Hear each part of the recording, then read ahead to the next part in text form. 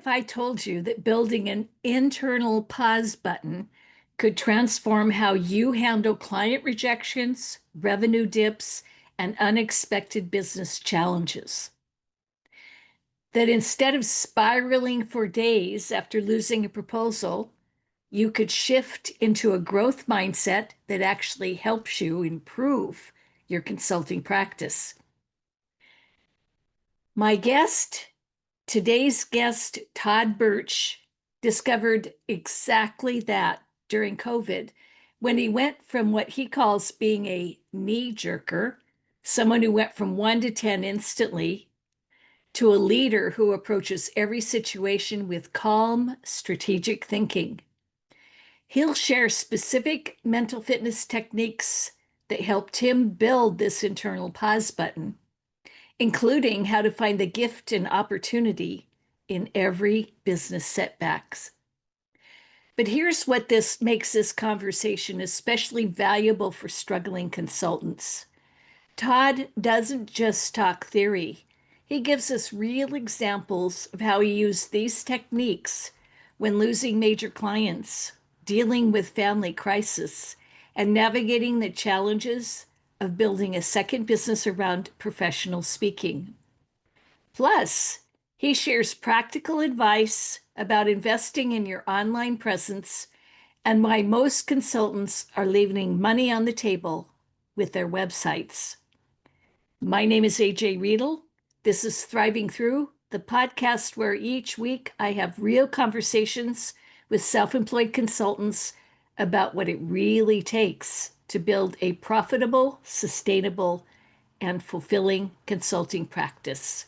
Let's dive in. Today, I am delighted to have Todd Bertsch as my guest. Welcome, Todd.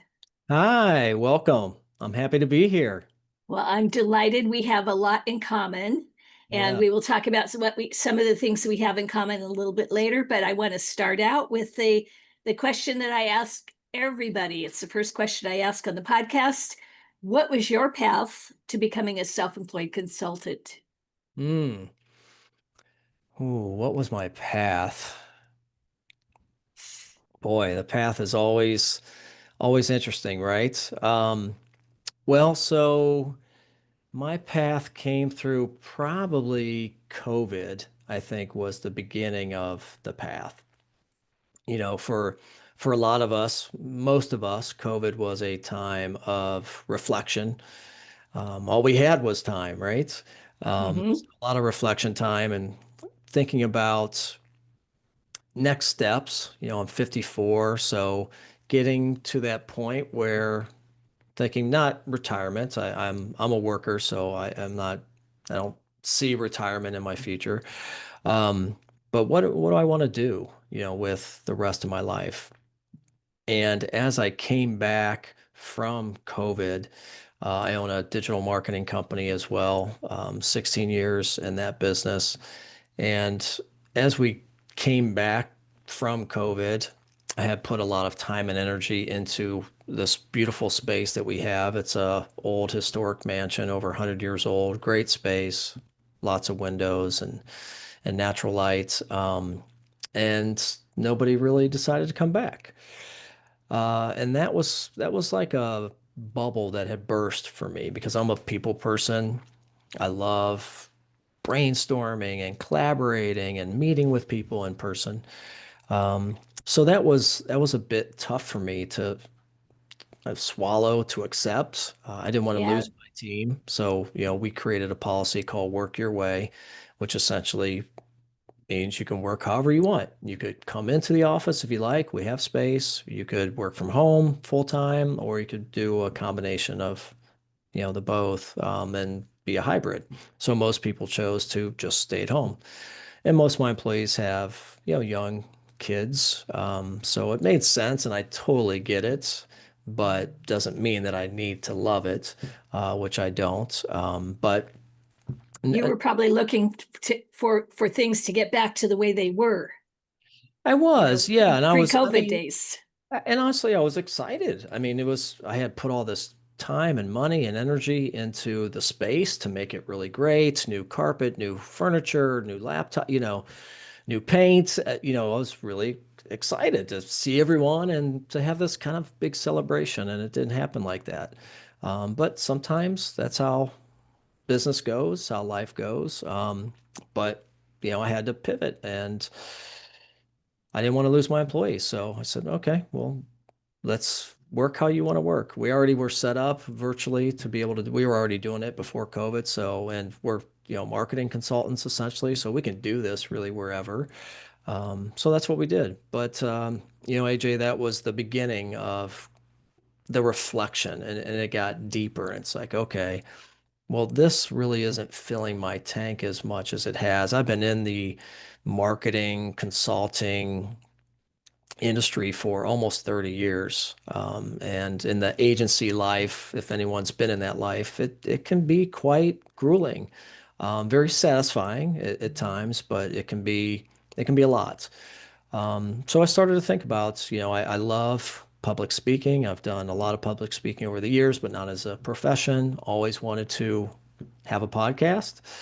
And then I went through during COVID, I went through a program which we'll talk more about, positive intelligence, and how that's transformed my life. And so I just kind of said, it's time for me to maybe do something else. What would fill my tank? So I said it's time for me to create another business, which is my keynote speaking, mental fitness coaching, and corporate training through Birch Consulting Group, which essentially is my own brand. And what was really interesting about that, AJ, was realizing what I had really missed the most, which was the people and the collaboration. But I'm a traditional graphic designer, so that's what my background, my schooling is BFA in graphic design. And when you start a business, and probably like many of the people that listen to your show, you start a business because there's a problem, right? And you're the expert, and you're going to solve that problem, and go out and start this thing. And then as you start to grow and scale, as you add employees and clients, you end up doing things that you didn't really intend on doing, right? That weren't really what you were trained for. So I'm wearing many hats as HR, as CFO, as operations. And it was cool to learn about all these very important business pillars, but it took me away from my core, which was website design development and graphic design, which essentially is what I built my whole career on and what I had a true passion for. So by me making this second pivot into my own brand, so to speak, I was able to really leverage all of my skills, design, marketing, sales, and everything that I learned 16 years as a CEO to help companies embrace change through a growth mindset, which I had done, through the COVID time. So that was a long-winded answer, but it was a journey is a long-winded journey, right? For most of us. It wasn't just this snap the fingers, hey, I'm going to do this. I mean, that was a huge pivot for me, but I'm very fortunate that I have an amazing team that I can empower to essentially, run my business for me. And I'm at, about 10, 15% now, a little bit of sales, a little bit of ops, and, some high-level decision making. But yeah, so that's really it. So when I always I really admire people who make a decision to become professional speakers. And I have no clue how you would even do that. So take us through a little bit. So during COVID, you decided that public speaking platform would fill your cup. How did you get started? What did you do?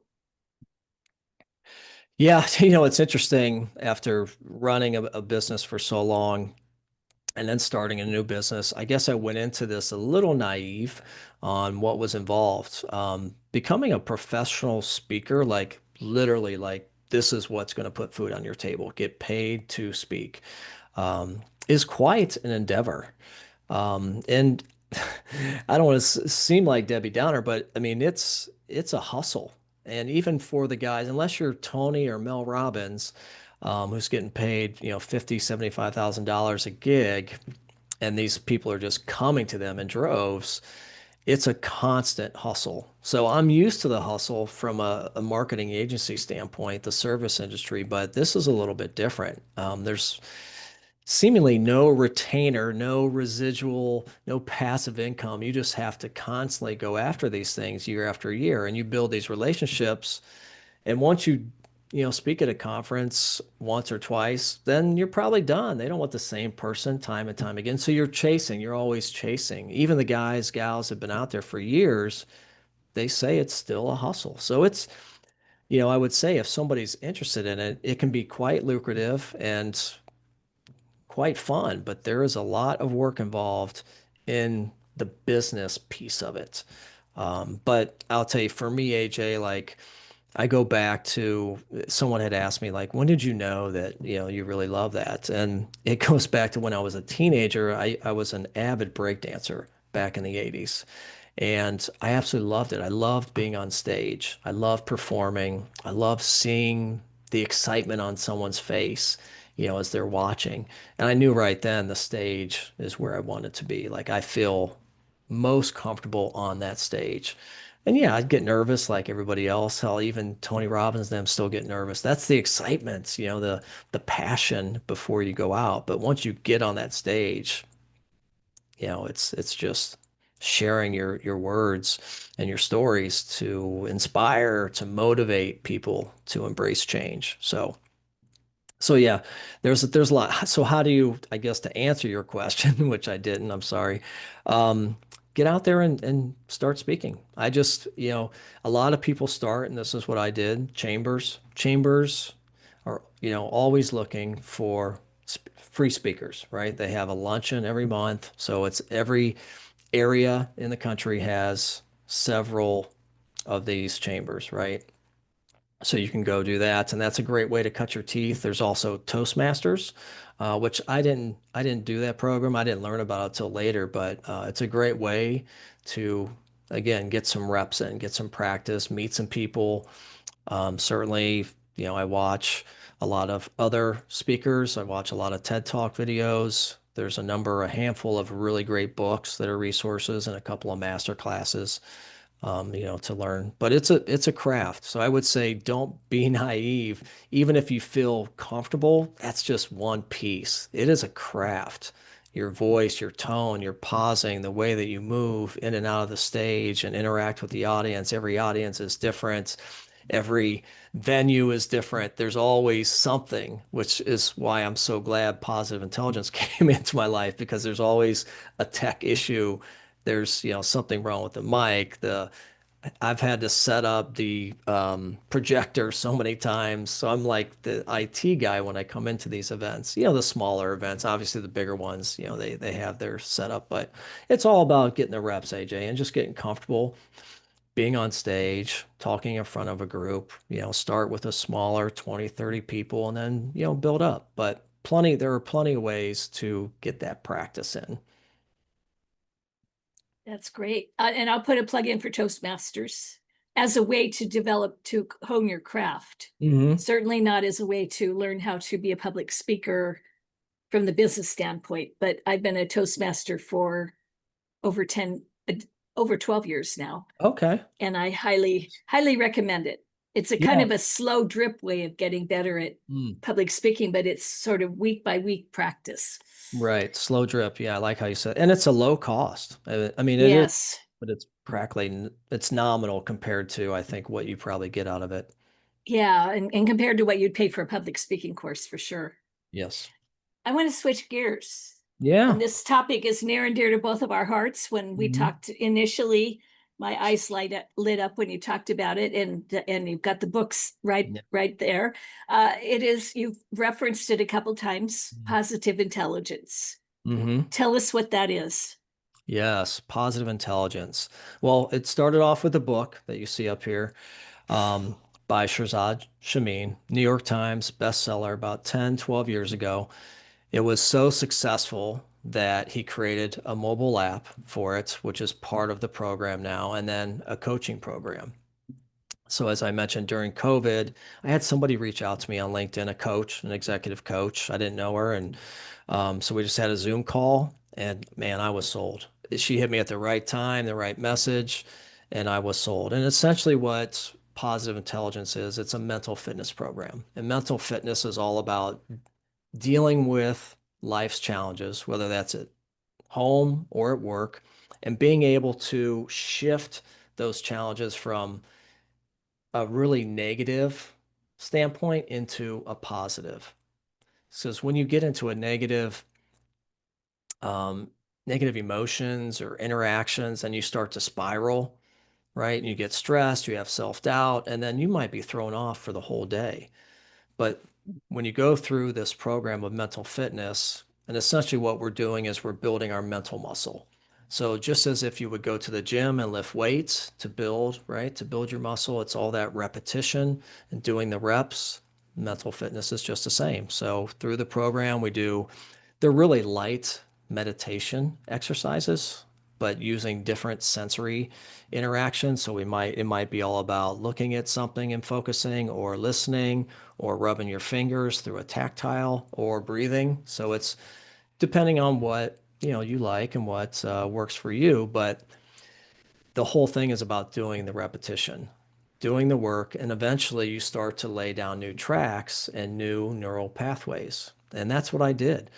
I did this, I've been doing it for 5 years. And AJ, I mean, I'm dead honest, this program changed my life. It changed my life, my leadership, my business, every relationship. And what this program does is it rewires your brain. So I have new gray matter here. And I used to be um, a very unpatient person my whole life. That's just how I grew up. I was slightly negative. That's the environment I grew up in. And I call myself, or I was a knee jerker. I would go from 1 to 10 like that. So Mhm. I had no space to choose my response. It was all very reactionary. And what this program essentially did for me was build an internal pause button. And that was the life changer for me. So now I come into every situation, regardless of how challenging it is, and I just stop. I pause. Nothing really affects me. I take in the information. I don't react. I might respond, I might not. But essentially, I'm just calm, peace, and I can lead with empathy. And then my lens changes, my mindset changes, my perspective changes, and I'm going to be more creative. I'm going to be a better problem solver. I'm going to have more clarity, and essentially, I'm going to have better outcomes and stronger relationships. And that's what this program is all about. So it's a 7-week program, and literally in 7 weeks, if you do the work, about 3 hours a week, you can change your mindset. You can live a very positive life. And when you live a positive life, it changes how you move throughout your day. It's a beautiful place. I wish I would have found this program 15 years, or hell, even 20 years ago. But nonetheless, found it. And I went through the program. I paid to have one of my employees go through the program.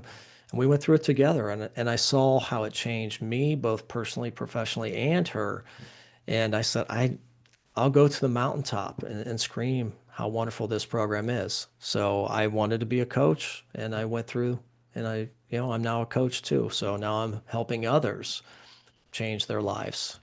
So yeah, it's a beautiful program. Obviously, I'm a big fan, but it's all about mental fitness. And once you understand how your mind works and how you're being sabotaged all day long by these lies, these inner voices in your head, and you can identify them, catch them, and then shift over to what we call the sage brain, which is the creative brain, where you're going to experience emotions of curiosity, joy, empathy, gratitude, peace, calm. That's where I want to be. Imagine being a leader, or being a business owner, or a parent, or husband, or spouse, living those emotions. You're just going to be happy, and everybody's going to love you. It's a great place to be. Give me an example or tell me a story or two about sort of compare and contrast Mm, you before mm, mental fitness yeah.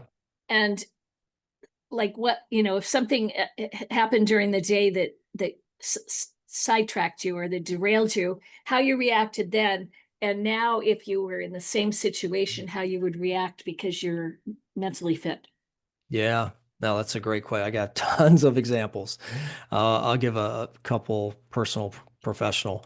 Professionally, let's say, being in the service industry and being kind of the head of sales, putting all this time and effort into planting the seed, nurturing, cultivating a prospect. And then you get that email. We're pursuing other opportunities. Essentially, it's a no, and we're going with somebody else. If you get it at all, sometimes you just get ghosted, right? But you get that Mhm. email, and before positive intelligence, that was really difficult. I took it very personally. I would get upset. I would spiral the whole day. Oh, is me. What is it about me? Why didn't they choose? What did we do wrong? Why didn't they choose us? Maybe I'd, slam my fist on the desk or, you know, kick the door, whatever, just a little baby temper tantrum. But then I would be spiraled all day, and heck, it might even go into a couple of days where I just can't get this out of my head. And then fast forward and go through the program. Now it doesn't bother me. I look at it and I say, okay, and this is what the kind of the core concept of positive intelligence is all about: finding the gift and opportunity in every situation. And we call that the sage perspective. So now I say, okay, what's the gift? And you really have to dig into it. And it might not be today or tomorrow. It might be a month from now when you find that gift. But at least if you're open to it and you're curious enough and can ask that question, right? What if, or what is the gift? Well, in certain situations with sales, it's more about, okay, well, what could I have done differently? What can I learn from this? Maybe I didn't follow up as quickly as I should, or maybe our proposal was too detailed, or maybe it was just cost and it wasn't a good fit. So accept and move on, right? Don't let it fester and sabotage you. Or maybe there's a great, piece of learning in there. Maybe we could have provided more case studies, or maybe it just wasn't the right fit for us. Maybe we really need to think about our target audience a little bit better, or the way that we're curating and pulling in leads. So it's just, again, asking the questions and being open to feedback. So it's really getting into a growth mindset, honestly, and just being open to learning and taking it as a learning opportunity and a lesson. So that's kind of from a professional. A great personal one is one that I just had recently. And so my son was up visiting from Tampa over the summer, and I have a 13-year-old daughter as well. And we're very competitive. And we play, when he comes, it's all about the activities. It could be cornhole, it could be foosball, it could be ping pong, it could be badminton, pickleball, tennis, like you name it. It's like the Olympics when he comes. Um, Yes. And so the first the first couple days when he was here, we were playing pickleball, which we love to do, and we're both fairly good and competitive. And I went for a ball, and I've had a really bad tennis elbow for years, but whatever. I did this motion and it just like snapped. Like it was it. It was the Oof. most pain I'd felt in a long time, and I'm still trying to figure it out. But the, the cliff notes is, so I could have, right? So we were going to have had plans to have all these kind of games and activities, the three of us, and now dad's done. So I'm really upset, right? And the old me would have been really, oh, is me. This whole trip is ruined. What are we going to do now? And just sobbing, right? Pouting the whole time. So I said, all right, let me practice what I preach here. I have, all these tools and resources that I can, tap into. And I said, okay, where's the gift? Well, the gift is we could do something different. So I said to my kids, hey, I can't do these things anymore, but I want to spend time. What if we went to the park and we took a hike together? So we did. So come to find out, we took a 2-hour hike in a beautiful national park, and we had more quality time. We had more conversations during that time than we would have had in any of the games that we were playing. Mhm. So again, it's all in your mindset and being able to shift and find that gift and opportunity. And yes, it might sound a little silly or simple example, but the honest truth is we have all these opportunities throughout the day, and we can get derailed anytime during the day, right? As we're driving and you get some silly drivers who cut you off or beep at you or They're stopped at a stop sign forever because they're on their phone. There's all these opportunities to just get annoyed and upset. And for what? I just laugh at it now. But it took me time to go through that exercise to realize that these things are out of my control. I can accept it and move on, or I can convert it into a gift. So I hope that Love helped. it. Yes, love it. Love it. Absolutely. I want to get tactical a little bit. Now, when a consultant is in a revenue dip or just lost a major client or a proposal like you talked about, what are two or three specific mental fitness techniques that they can use without having gone through the 7 week Mhm. program? What can they use in that moment to shift from panic mode or reactive mode to productive action? Yeah, that's a great question. A lot of it is really in the pause and reflect. Hard to do in the moment. It takes practice. So it's really getting into a habit, which is what I love about positive intelligence because it's laying down the new tracks, right? So we got to get out of default mode, which is a fixed mindset. Oh, is me. And it's all about kind of, again, finding the gift and opportunity.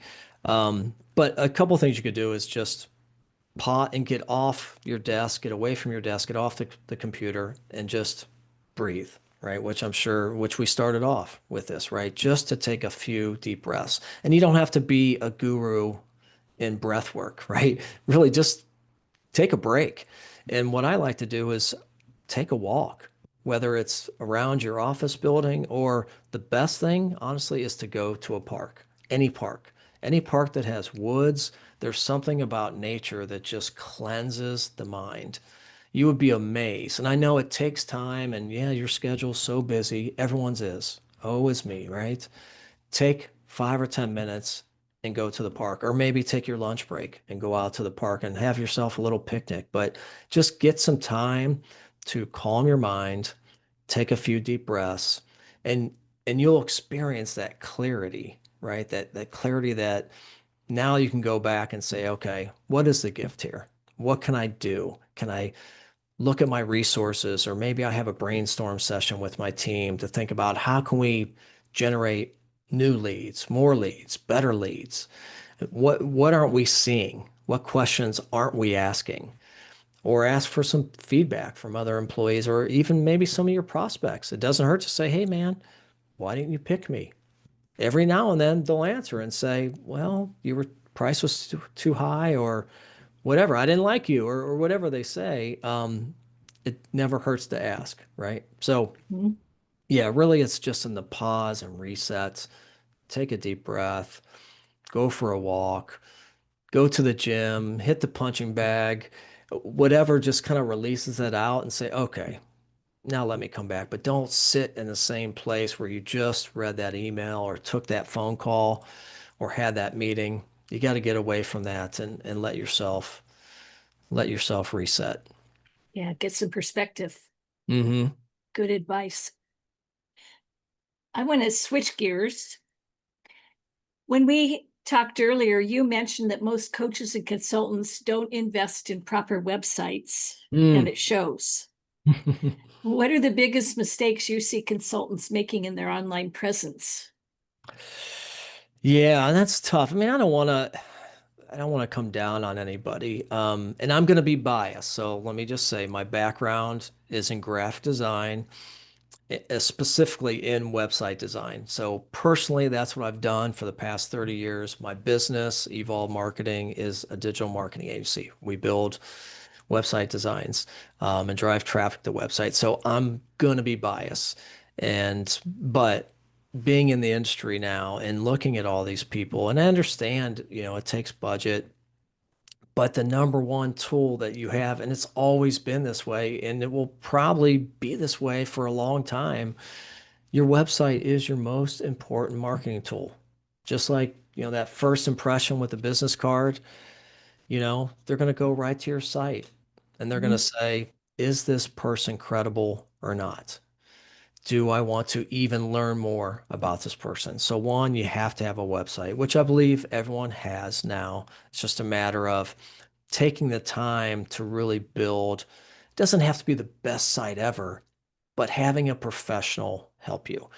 And yes, when you get started, you could build something through Wix or through Squarespace or even WordPress, which is what I use.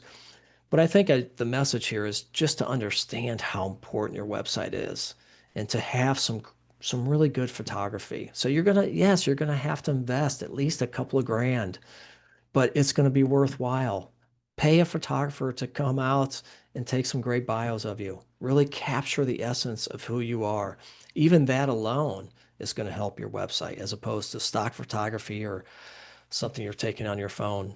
And then, try to find there's a lot of great freelancers, especially if you go with WordPress. There are millions of people because it's the most popular content management system in the world that can build you a really great website that tells an engaging story and has some flow into a lead that you want. So just understanding how important it is and investing in that. You're going to have to invest in something, right? I always say you have to spend money to make money. Well, that's the one area. If you're not a web designer like I am, now I'm not, you know, certain things that I don't do, CFO or writing a book, I'm going to pay to have somebody help me. They're the experts, right? I'm not the expert in everything. So we have to invest. Makes sense. Yep. I want to talk about the future. Where do you see your businesses in the next 3 to 5 years? Yeah, I mean, my marketing business continuing on doing what it's doing, serving clients both locally and nationally, and it's doing quite well. My keynote speaking, the goal is to be on a stage in front of 10,000 people, delivering a great keynote message, motivating, inspiring people to embrace change through cultivating a growth mindset. And then eventually a TED Talk is on the list for the next couple of years. I'm being patient and waiting for the right opportunity, the right time when I really have that message, that story that I'm ready to share. And then a book will be a part of that as well. So really those are the kind of the final, I'm going to say the final pieces, but key pieces to kind of taking what I'm doing to a next level. But in the meantime, I just want to get the reps, do the work, get the practice in, continue to learn, grow, make mistakes, and do it all over again. Get out there on stage, hone the craft, hone my message, and really help inspire people. So, Now, as we start to wrap up, I have a couple called the rapid fire wrap up questions. Exactly. So, what's one book, podcast, or resource that's been invaluable to you in both your consulting or speaking business? mm, Most invaluable to you? yeah, from a speaking, that's an easy answer. The referable speaker, um, by I don't have it here with me. Michael Portman, or Michael Ports, I can't remember, but yeah, that book changed my whole mindset about speaking. Focus on one referable speech, not a million. Don't customize every single one for every single person or event. One speech. So that book, and I just read that a few months ago. That was fabulous. Podcast, that's a good question. There was one, I don't know it off the top of my head. Um, as we continue to talk here, I'll try to find it. Oh, here it is. I have it up. The Wealthy Speaker podcast with Jane Atkinson. Somebody told me about that a few weeks ago, and from a speaker's point of view, it's been invaluable. Right away, great tips. She's been in the business apparently for 30 years, so she knows it. The Wealthy Speaker Podcast. That's been great. So Okay. yeah, those would be two that I would highly, highly recommend. All right. What's one piece of advice you wish someone had given you years ago when you started your path to being your own boss? Yeah, that's an easy one. I've been having this conversation a lot recently. Raise your hand. Ask for help. I was an old school blue collar. I grew up blue collar. I've been working since I was 10 years old, delivering papers. Um, and it was kind of a maverick style. I always felt like kind of rocky. I needed to do it on my own. If I asked for help, then I wasn't doing it the right way. I don't know, so stupid and so silly. Raise your hand and get some help. There is plenty of food on the table for everybody in whatever niche you're in, speaking, coaching, marketing. Just get with some people. I try to meet 5 to 10 people every week. And it's a lot, but every time I meet somebody, they introduce me to 3, 5 more people. And you're going to learn so much and you're going to get the help that you need. People are kind, people are willing to help. Find those people who are go-givers, who really want to give back and help people. That would be my biggest advice because I didn't raise my hand and I made so many mistakes starting my business because I just didn't know how to raise my hand and get some help. That really struck a chord with me as I was thinking back to the early years when my first year in particular, when I decided to be a self-employed consultant. I did ask for a lot of help, and I talked to a lot of other consultants and joined a consulting organization. And then after a couple of years, as I started to get some traction in my business, I got real self-sufficient, and I didn't ask for help. I didn't do any, I wouldn't invest, wasn't investing in professional development, any of that kind of stuff. So it's funny that, yes, ask for help and then keep asking for help throughout the process. I mean, if nothing else, you get to meet some really cool people. Yeah, no, you bring up a really good point, AJ. And I was just talking about this last week with a group when I was delivering a keynote, and we call it kind of the ping pong effect, or at least that's what I've coined it in terms of a fixed mindset and a growth mindset. So you can get into a growth mindset and you can be there for a while, kind of above the line, right? And I think of it as kind of an analogy to an athlete, somebody that gets to the Super Bowl or wins the championship, wins that trophy. How do you stay there? It's real easy to, and I'm not saying that you got cocky or Well, I did. got it, got an ego, but it's easy to do, right? And you say, well, I made it, so I'm done. And what happens is you start to get into a fixed mindset and you fall below the line. So I guess one kind of phrase that I've became my life motto is be a lifelong learner. If you're not learning, you're not growing. And if you're not growing, you're not leading and you're not living. So that's kind of what I live by. Never you can always learn something. I don't care how good you are at your craft, there's always something to be learned because the world is changing so quickly. So just, and it comes back to curiosity. Just be genuinely curious. Have that thirst for knowledge. Love it. Good advice for all of us. Be a lifelong learner. And Hmm. now, the last and absolutely most important question: how can listeners connect with you if they want to learn more about you and your work? Yes, absolutely.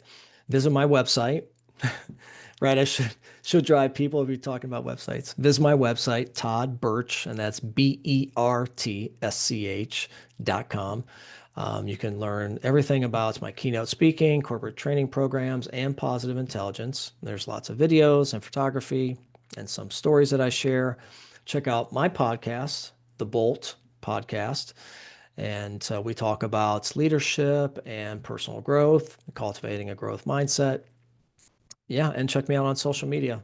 I'm very active on LinkedIn and Instagram, Facebook. At the Bolt with Todd B is my handle, or Todd Bertsch on LinkedIn, and would love to connect. I love meeting new people, as I mentioned, connecting with your audience and starting a conversation. Fantastic. Well, this has been absolutely wonderful spending time with you today. So thank you so much for being a guest on the podcast. I really appreciate it. And for all the listeners out there, until next time, keep thriving through. Excellent. Thank you, AJ. It's been a pleasure being here. I hope Todd's story resonates with you, especially if you've ever found yourself spiraling after a client rejection or feeling like you're constantly in reactive mode. The idea of building an internal pause button isn't just feel-good advice. It's a practical skill that can transform how you handle the inevitable ups and downs of consulting.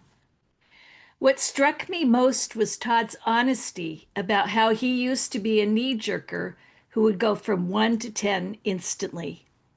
Many of us can relate to that reactive pattern, especially when we're dealing with income volatility or pressure of constantly having to prove our worth to new clients.